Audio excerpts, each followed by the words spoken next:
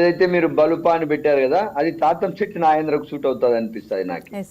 ఎందుకంటే ఇక్కడ తాతంశెట్టి నాగేంద్ర వ్యక్తిగతంగా పోలీసుల చేతిలో ఉన్నటువంటి లాఠీ తీసుకొని హర్షవీణను కొట్టడం అనేటువంటిది ముమ్మాటికి వ్యక్తిగతం కాదు. బహిరంగ ప్రదేశంలో వందలాది మంది చూస్తుండగా అతను ఒక పార్టీకి, ఆ పార్టీకి రాష్ట్ర కార్యవర్గంలో కీలకమైనటువంటి పదవిలో ఉన్నటువంటి వ్యక్తి.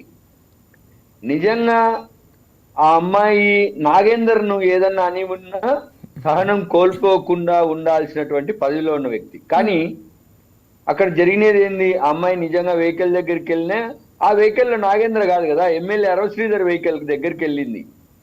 ఆ విషయాన్ని మన కిషోర్ గారు కూడా చెప్తా ఉన్నారు. అయితే తాతంశెట్టి నాగేంద్రకి ఎందుకు అంత కోపం వచ్చింది ఇక్కడ? అదే తాతంశెట్టి నాగేంద్ర అదే హర్షవీణతో ఫోన్లో మాట్లాడినటువంటి ఆడియో సంభాషణ కూడా మనం మీడియాలో చూసాం.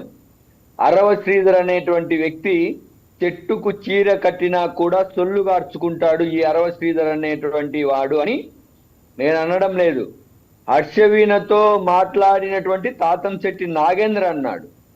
అంటే ఆ పార్టీలో రాష్ట్ర కార్యదర్శిగా ఉండి ఆ పార్టీ ఎమ్మెల్యేను మరి అంత నీచంగా నికృష్టంగా మాట్లాడడం అతని సభ్యతన? అదేనా పార్టీ నేర్పించినటువంటి సిద్ధాంతం? అదేనా పార్టీ క్రమశిక్షణ? ఇలాంటివన్నీ పవన్ కళ్యాణ్ గారి ఆశయాలకు తూట్లు పొడుస్తూ ఉన్నాయి.